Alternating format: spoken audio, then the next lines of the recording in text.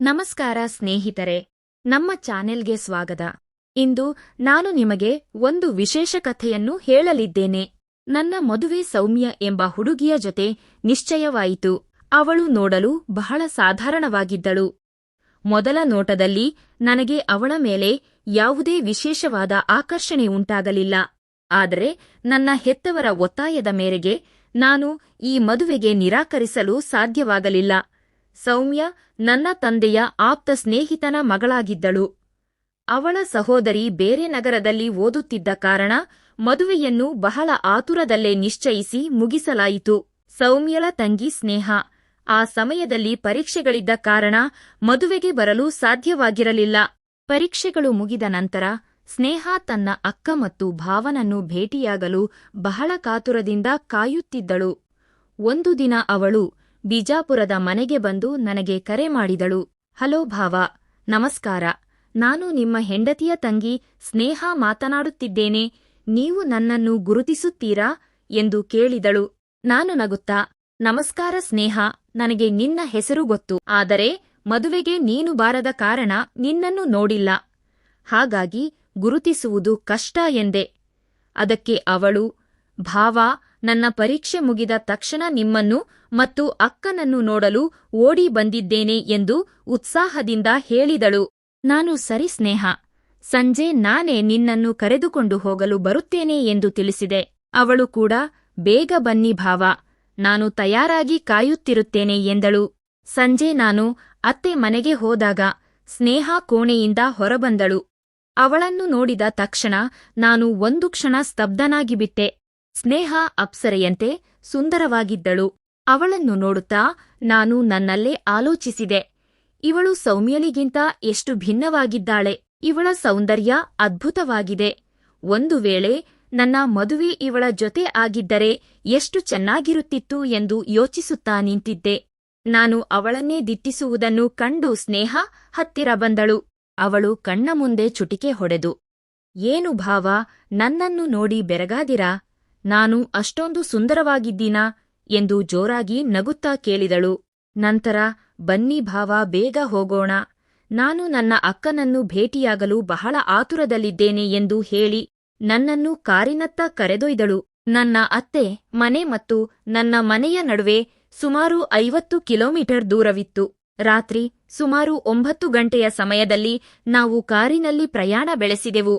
ದಾರಿಯಲ್ಲಿ ನಾನು ಸ್ನೇಹಾಳನ್ನು ಹೊಗಳುತ್ತಾ, ನೀನು ನಿನ್ನ ಅಕ್ಕನಿಗಿಂತ ಬಹಳ ಸುಂದರವಾಗಿದ್ದೀಯಾ ಎಂದು ಹೇಳಿದೆ. ಅದಕ್ಕೆ ಅವಳು ನಗುತ್ತಾ ಉತ್ತರಿಸಿದಳು, ಭಾವ, ಯಾಕೆ ತಮಾಷೆ ಮಾಡುತ್ತಿದ್ದೀರಾ? ನಾನು ಮತ್ತು ಅಕ್ಕ ಒಂದೇ ತರಹ ಕಾಣುತ್ತೇವೆ ಎಂದಳು. ನಾನು ಇಲ್ಲ ಎಂದು ವಾದಿಸಿದಾಗ ಅವಳು ನಾಚಿಕೆಯಿಂದ ತಲೆ ತಗ್ಗಿಸಿದಳು. ಮಾತು ಮುಂದುವರಿಸುತ್ತಾ ನಾನು, ನಿನ್ನನ್ನು ಮೊದಲೇ ಭೇಟಿಯಾಗಿದ್ದರೆ ನಿನ್ನನ್ನೇ ಮದುವೆಯಾಗುತ್ತಿದ್ದೆ ಎಂದೆ. ಆಗ ಸ್ನೇಹ ಗಂಭೀರವಾಗಿ, ಈಗ ನೀವು ಅಕ್ಕನ ಪತಿ, ಅವಳ ಮೇಲೆ ಗಮನವಿರಲಿ ಎಂದಳು. ನಾನು ಸ್ನೇಹಾಳ ಸೌಂದರ್ಯಕ್ಕೆ ಮಾರುಹೋಗಿದ್ದೆ. ಅವಳು ಸುಸ್ತಾಗಿ ನನ್ನ ಭುಜದ ಮೇಲೆ ತಲೆಯಿಟ್ಟು ಮಲಗಿದಾಗ ನನಗೆ ಅವಳ ಮೇಲೆ ಒಂದು ರೀತಿಯ ವಿಶೇಷ ಪ್ರೀತಿ ಮೂಡಿತು. ನೀನು ಸುಸ್ತಾಗಿರಬಹುದು ಸ್ನೇಹ, ಸ್ವಲ್ಪ ವಿಶ್ರಾಂತಿ ಪಡೆ ಎಂದು ಹೇಳಿದೆ. ಅವಳು ಕೂಡ ನಂಬಿಕೆಯಿಂದ ನನ್ನ ಭುಜದ ಮೇಲೆ ಮಲಗಿ ನಿದ್ದೆಗೆ ಜಾರಿದಳು. ಅವಳ ನಿಷ್ಕಲ್ಮಶ ಮುಖವನ್ನು ನೋಡುತ್ತಾ ನಾನು ಕಾರನ್ನು ನಿಧಾನವಾಗಿ ಚಲಾಯಿಸುತ್ತಿದ್ದೆ. ಅವಳಿಗೆ ಕಾಲೇಜಿನಲ್ಲಿ ಯಾರಾದರೂ ಇಷ್ಟಪಡುವವರಿದ್ದಾರೆಯೇ ಎಂದು ಕೇಳಿದೆ. ಅವಳು, ನನ್ನನ್ನು ಇಷ್ಟಪಡುವವರು ಬಹಳ ಜನರಿದ್ದಾರೆ ಭಾವ, ಆದರೆ ನಾನು ಯಾರನ್ನೂ ಹತ್ತಿರ ಸೇರಿಸಿಲ್ಲ ಎಂದು ಉತ್ತರಿಸಿದಳು. ಅವಳ ಮಾತುಗಳು ನನಗೆ ಅವಳ ಮೇಲಿದ್ದ ಗೌರವವನ್ನು ಮತ್ತಷ್ಟು ಹೆಚ್ಚಿಸಿದವು. ರಾತ್ರಿ ತಡವಾಗಿ ನಾವು ಮನೆಗೆ ತಲುಪಿದೆವು. ಸೌಮ್ಯ ತನ್ನ ತಂಗಿಯನ್ನು ಅಪ್ಪಿಕೊಂಡು ಸ್ವಾಗತಿಸಿದಳು. ಇಬ್ಬರೂ ಪ್ರೀತಿಯಿಂದ ಮಾತನಾಡಿಕೊಂಡರು. ಆ ರಾತ್ರಿ ಊಟ ಮುಗಿದ ನಂತರ ಎಲ್ಲರೂ ತಮ್ಮ ತಮ್ಮ ಕೋಣೆಗಳಿಗೆ ಮಲಗಲು ಹೋದರು. ಆದರೆ ನನಗೆ ನಿದ್ದೆ ಬರಲಿಲ್ಲ. ನನ್ನ ಕಣ್ಣ ಮುಂದೆ ಸೌಮ್ಯನಿಗಿಂತ ಸ್ನೇಹಾಳ ಚಿತ್ರವೇ ಸುಳಿಯುತ್ತಿತ್ತು. ಸೌಮ್ಯೊಳಿಗೆ ನನ್ನ ವರ್ತನೆಯಲ್ಲಿ ಏನೋ ಬದಲಾವಣೆ ಕಂಡಿತು. ಅವಳು ಏನಾಗಿದೆ, ಇವತ್ತು ನೀವು ಬಹಳ ಸುಸ್ತಾಗಿರುವಂತೆ ಕಾಣುತ್ತಿದ್ದೀರಿ ಎಂದು ಕೇಳಿದಳು. ನಾನು ಕೆಲಸದ ಒತ್ತಡ ಎಂದು ಹೇಳಿ ಅವಳನ್ನು ಸಮಾಧಾನಪಡಿಸಿದೆ. ಆದರೆ ನನ್ನ ಮನಸ್ಸು ಮಾತ್ರ ಸ್ನೇಹಾಳ ಸೌಂದರ್ಯದ ಗುಂಗಿನಲ್ಲೇ ಇತ್ತು. ನನ್ನ ಹೃದಯದಲ್ಲಿ ಗೊಂದಲವಿತ್ತು. ಮರುದಿನದಿಂದ ಸ್ನೇಹ ಮನೆಯಲ್ಲಿದ್ದಷ್ಟು ದಿನ ಅವಳ ಜೊತೆ ಸಮಯ ಕಳೆಯುವುದು ನನಗೆ ಸಂತೋಷ ನೀಡುತ್ತಿತ್ತು.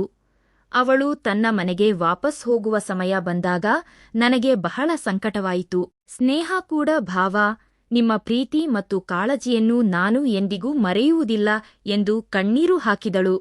ನಾನು ಅವಳನ್ನು ಸಮಾಧಾನಪಡಿಸುತ್ತಾ, ನೀನು ಓದುತ್ತಿರುವ ನಗರಕ್ಕೆ ನಾನು ಪ್ರತಿ ತಿಂಗಳು ಬರುತ್ತಿರುತ್ತೇನೆ, ಆಗ ನಾವು ಭೇಟಿಯಾಗೋಣ ಎಂದು ಭರವಸೆ ನೀಡಿದೆ.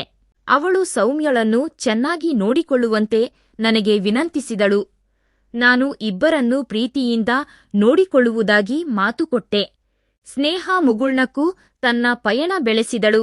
ಸ್ನೇಹಿತರೆ, ಈ ಕಥೆ ನಿಮಗೆ ಇಷ್ಟವಾಗಿದ್ದರೆ ದಯವಿಟ್ಟು ಲೈಕ್ ಮಾಡಿ, ಶೇರ್ ಮಾಡಿ, ನಮ್ಮ ಚಾನೆಲ್ ಅನ್ನು ಸಬ್ಸ್ಕ್ರೈಬ್ ಮಾಡಿಕೊಳ್ಳಿ. ಧನ್ಯವಾದಗಳು.